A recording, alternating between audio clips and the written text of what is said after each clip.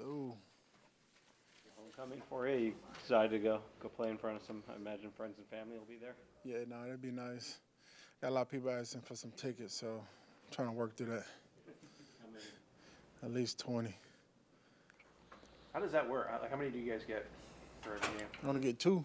Well, we got to pay for them in our away game, so. Yeah, and those tickets be way up in the sky, so people think they're going to get 50-yard line. First 2 rows, I said, that's not me, sorry. But most definitely my parents will be there for sure, so. Are your teammates usually pretty good about giving theirs up, or do they make you? Yeah, normally teammates they're pretty good about it. It's just a hassle of trying to track everybody down and get these tickets. I got about 20 people coming, so everybody think they're gonna just be all together, and it's not gonna work that way. So you just gotta be happy with what you get. You played for on a lot of great defensive lines over the years. Mm-hmm. How does this defensive line? How's it similar? How's it different than some of the lines you've played on? I would say this one. We got a lot of guys that can move and play, a lot of different areas. We got tackles that can play in. We got ends that can play tackle. So, for as I won't say we're an old group of guys, but we got a nice balance of older guys, younger guys, and a good combination of guys that can just play good ball. And to say this is the best defense I've been on, let's wait till week 10. I'll let you know that. But they're definitely up there as far as defense that I've played on and guys that I've been with. How does it affect the defensive rotation if Byron's not able to play this week? Well, whoever we got out there, the standard doesn't drop off. Not sure, what his status is. That's a, Mike McDonald question. But I feel like the guys that comes in, it shouldn't be no drop off. Once you get the opportunity to go out there and play, you just got to go out there and do your job. So as far as drop offs, he didn't finish the game last week, and I don't think there was a drop off.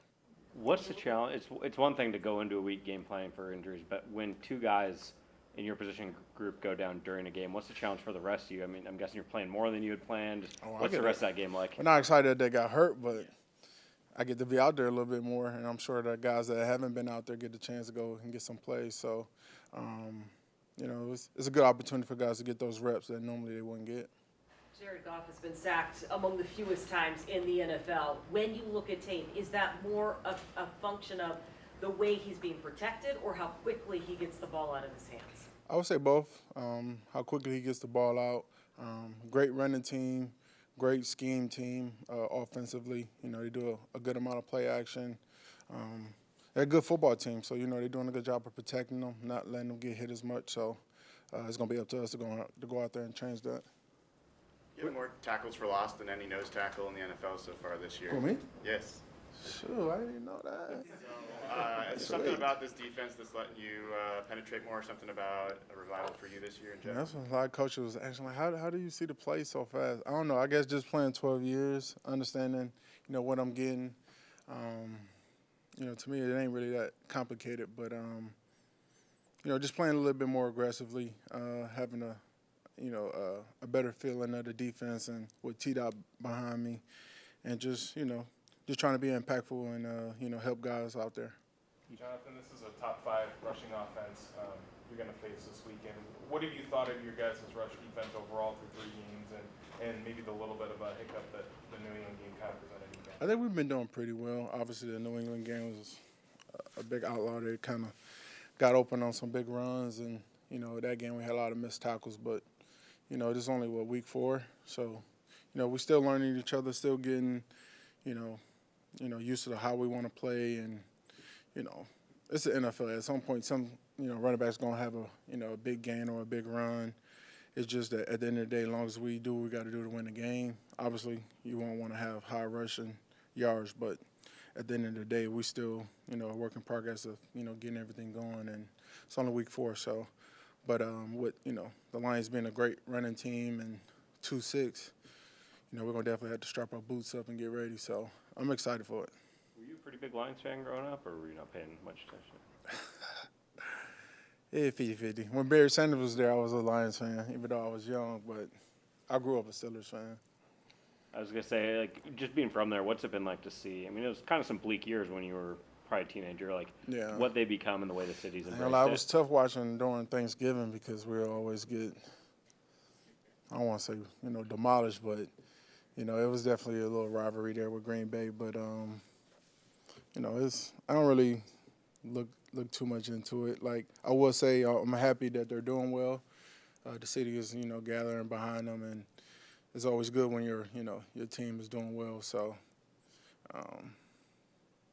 I can't really say much else. You mentioned playing with T-Dot behind you. What's that been like in terms of getting to learn each other before the play, obviously? Yeah, just understanding how you see things, and always, throughout the course of the game, asking them, do you like this technique? Should I press faster? Should I do that? Just so we're on the same page, because sometimes I see things different than he does, and sometimes I don't want nobody to touch him half the time. But if there's a chance that I can, take a shot and make a play, I just let them know, hey, they might come get to you first, but just know that I might get there or be able to stop the play. But it's important to have that communication with the backer, especially with T. Knight.